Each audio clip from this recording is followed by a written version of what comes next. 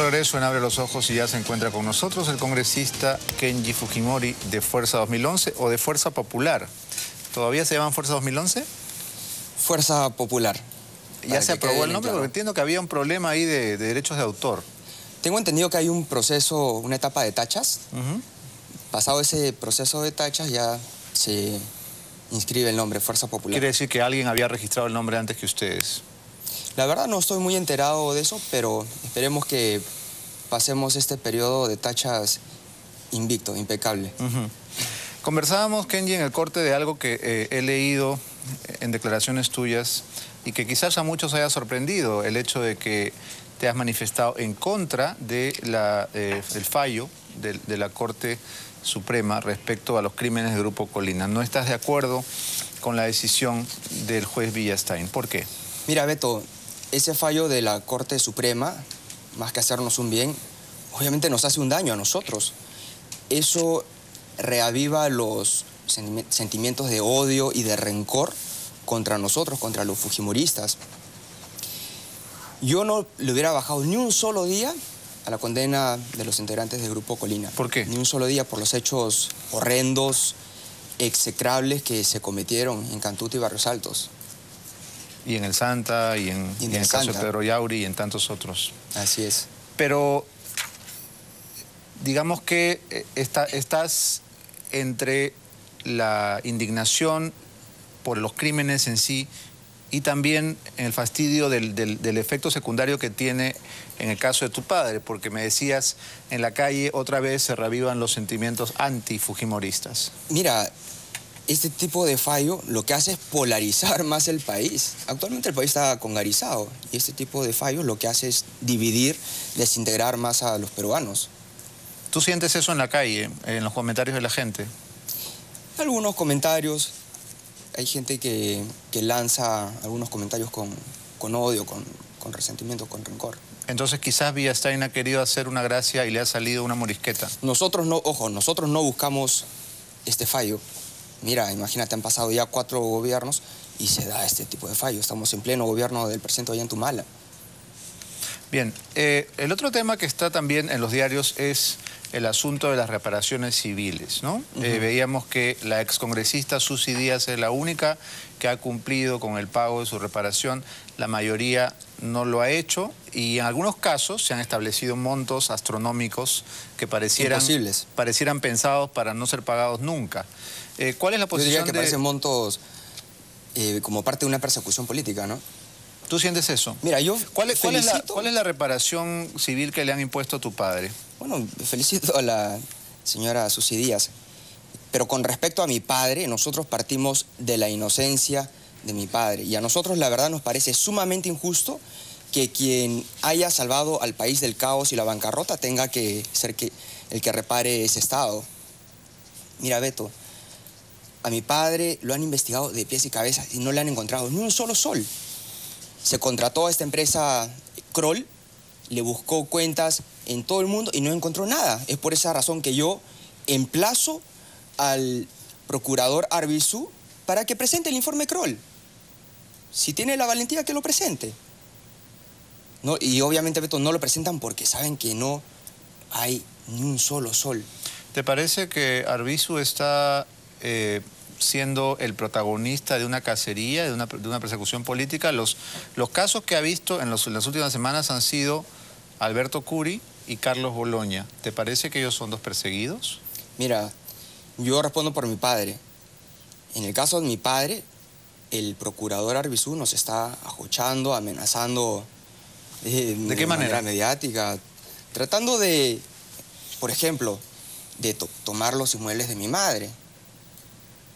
Mandaron a gente a un inmueble que tiene mi madre en San Borja, tratando de tomar control, ¿no? ¿Tus papás están divorciados? Mis padres están divorciados y eso lo conoce todo el mundo. ¿Y la propiedad del inmueble es de tu mamá? Es de mi mamá, sí. Por supuesto. Es parte de la repartición. Obviamente cuando se divorcian hay una separación de bienes. Y Beto, eso es de público conocimiento. ¿Y entonces dirías que el procurador está mal informado o simplemente está intentando investigar dónde habrían bienes de propiedad de tu padre? Bueno, una cosa es investigar y otra cosa es ya ajochar a la familia, ¿no? ¿Ustedes se sienten acosados por Arvizu? Por supuesto. Por supuesto. Y es por eso que yo, Beto, lo encaro, lo emplazo al procurador Arvizu para que presente el informe Kroll. Mira, tantos años han pasado, se han dicho que el presidente Fujimori tiene cuentas en Alemania, en Panamá, en Estados Unidos.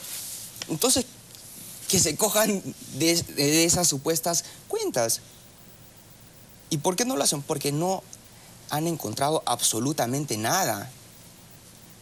El presidente Humala, en su discurso, dijo que se iba a insistir en el tema de la muerte civil para los corruptos y que ningún corrupto iba a poder, o ningún acusado por corrupción iba a poder acceder a cargos públicos.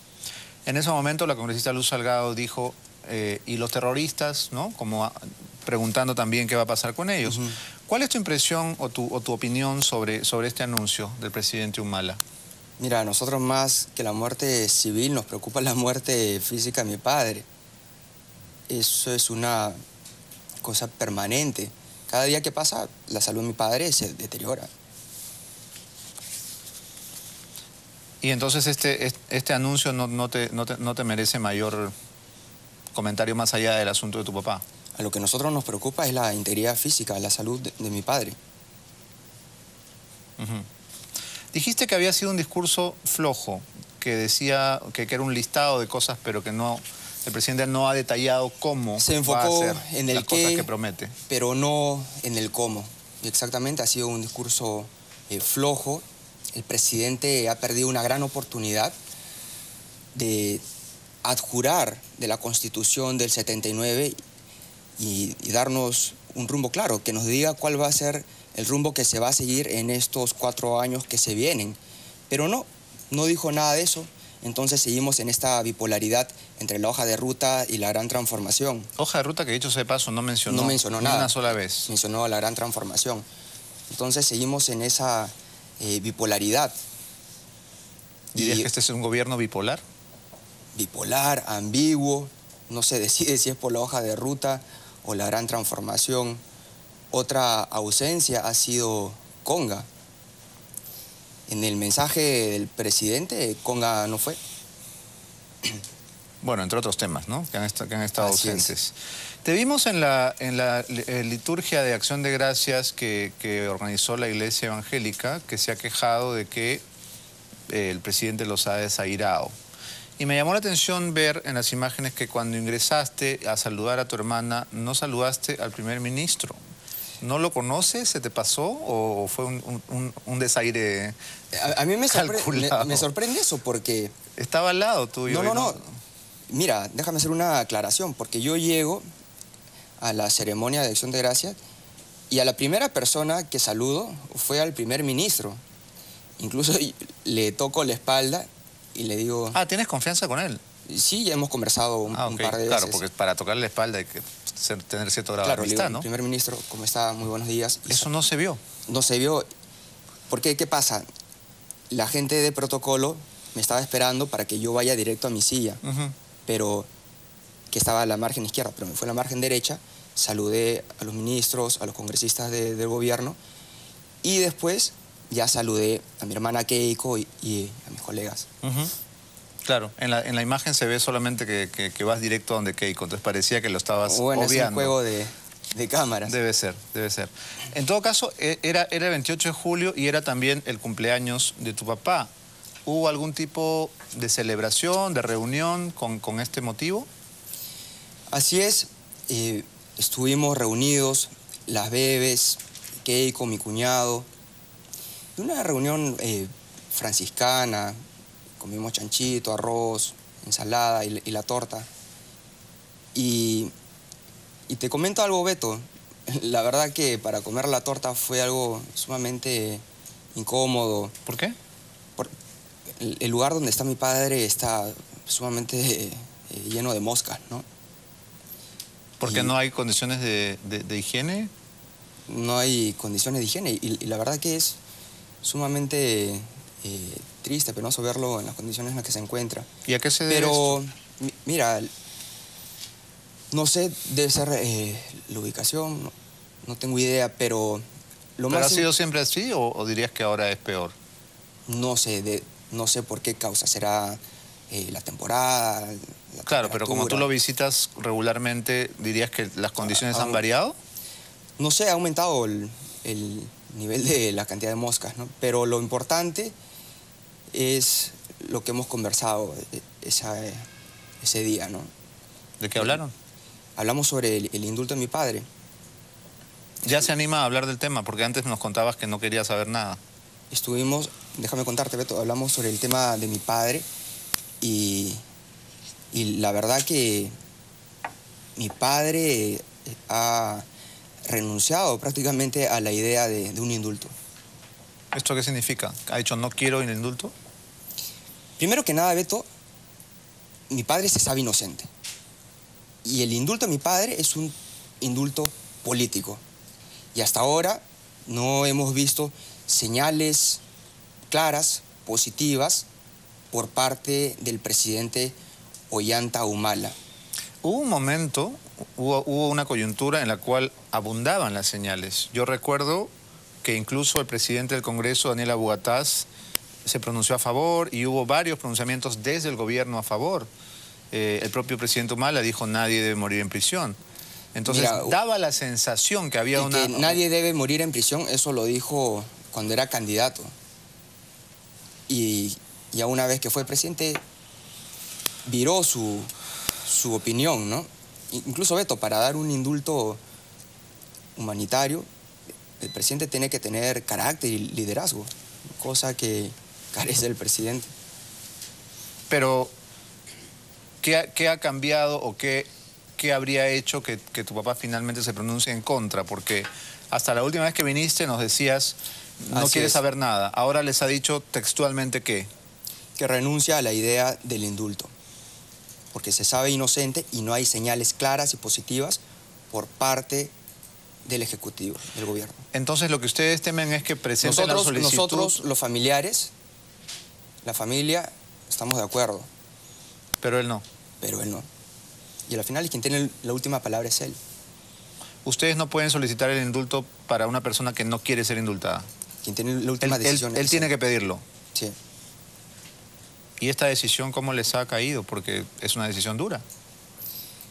Obviamente es un golpe duro para nosotros, sobre todo al ver su estado de salud, ¿no? Pero entonces, si él cierra esa posibilidad, ¿en qué posibilidad le queda o qué esperanza le queda? Bueno, la vía judicial. Nosotros vamos a seguir peleando en la parte legal con el doctor Nakazaki. Que puede ser interminable, ¿no? Tengo entendido que el doctor Nakazaki va a presentar unos habeas corpus y unos amparos. Eso es lo que estamos conversando con él. Pero entonces ya quedó cerrado el asunto del indulto, ya no se va a discutir más.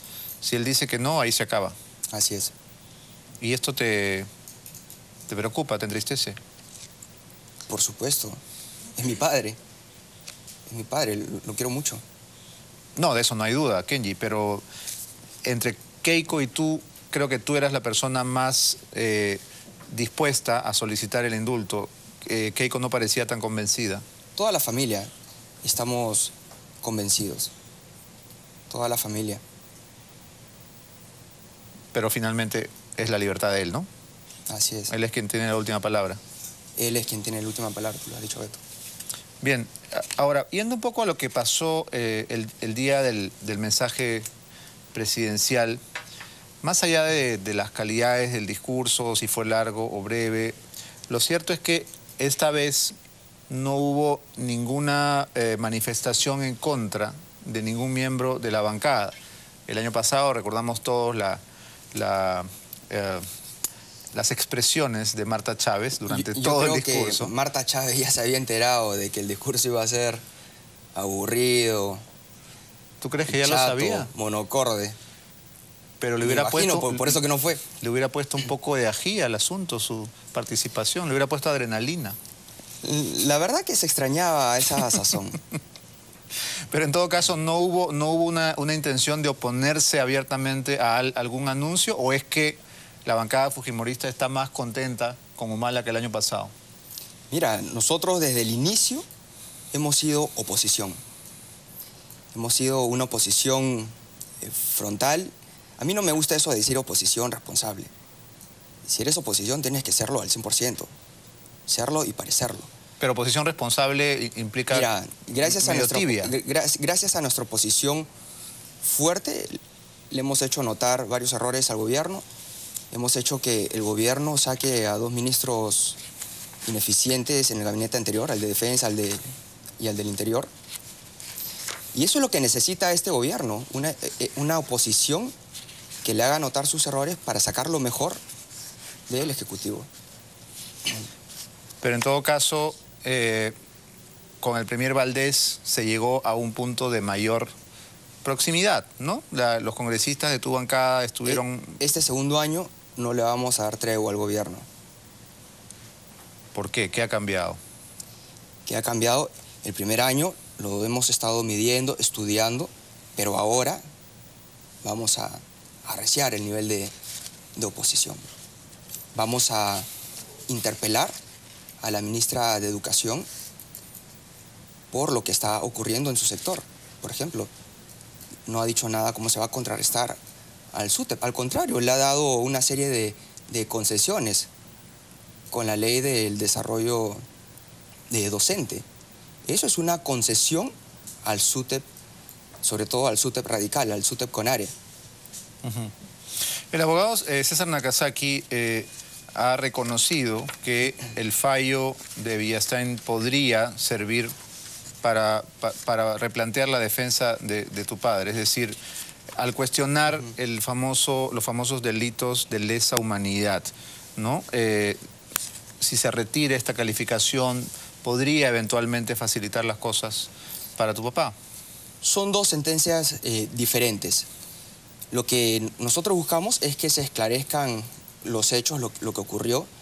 Pero otra cosa, yo te digo, esta sentencia sirve para hacer notar que en el proceso judicial que se le siguió a mi padre hubieron una serie de vicios procesales. Por ejemplo, en la acusación fiscal nunca se mencionó el delito de lesa humanidad. Lesa humanidad se menciona el día en que se le lee la sentencia a mi padre. Lo incorporan casi de contrabando. No en la parte resolutiva, sino en la parte considerativa. ¿En la acusación fiscal no figuraba el término no figuraba humanidad? El término lesa humanidad, entonces la defensa de mi padre, ¿cómo va a defenderse?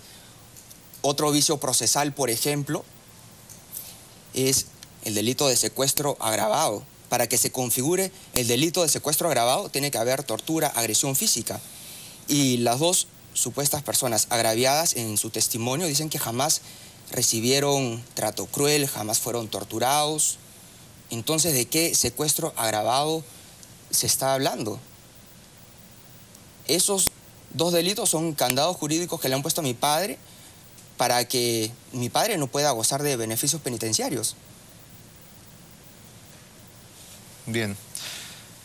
Kenji, cuando hablábamos de la misa o la liturgia de Acción de Gracias, quería preguntarte también, ¿qué te ha parecido esta posición de la Iglesia Evangélica frente a la inasistencia del presidente Humala a esta celebración? Si bien es cierto, estuvo presente en el Te Deum, no acudió a la celebración de la Iglesia Evangélica, pero la verdad es que no era una fecha religiosa, era una fecha patriótica. Yo asistí ¿Cuál es tu posición? el año pasado a la misa de Acción de Gracia que organizaron la comunidad evangélica.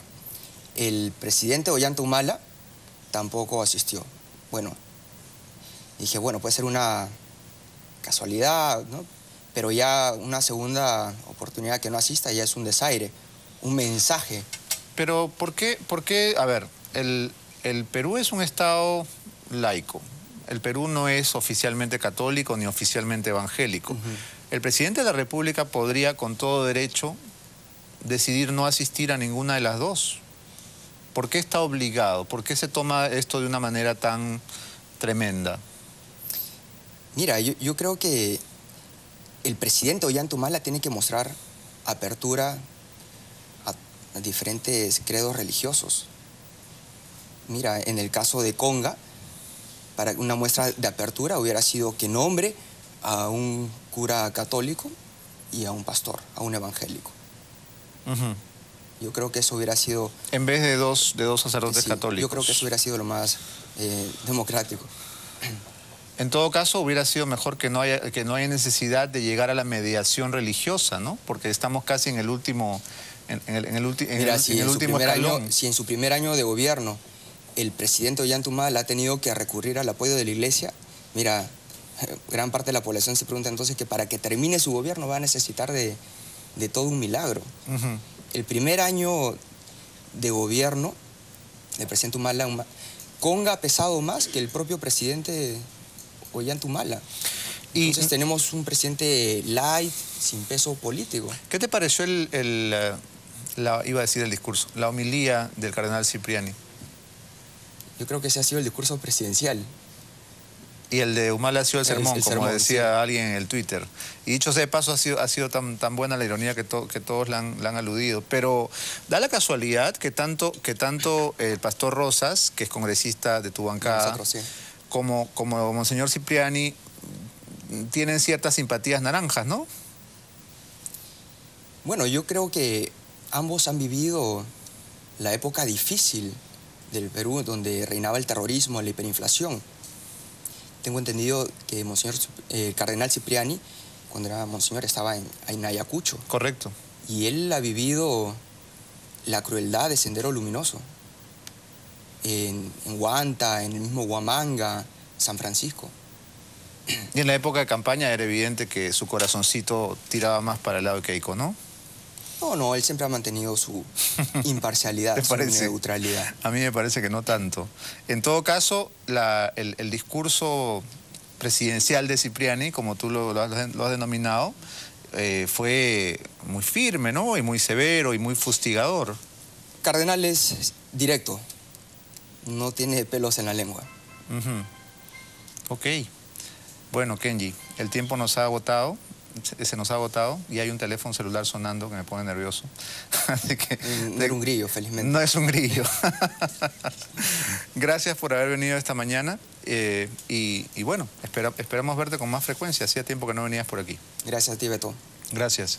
Nos vamos a una pausa y cuando regresemos, el suboficial José Millones de la Policía Nacional, que estuvo en el helicóptero donde viajaban Vilca y Astuquilca, denuncia acoso policial y su padre está aquí para decirnos qué está pasando con su hijo luego de las declaraciones que diera en este programa. Ya regresamos, esto es Abre los Ojos.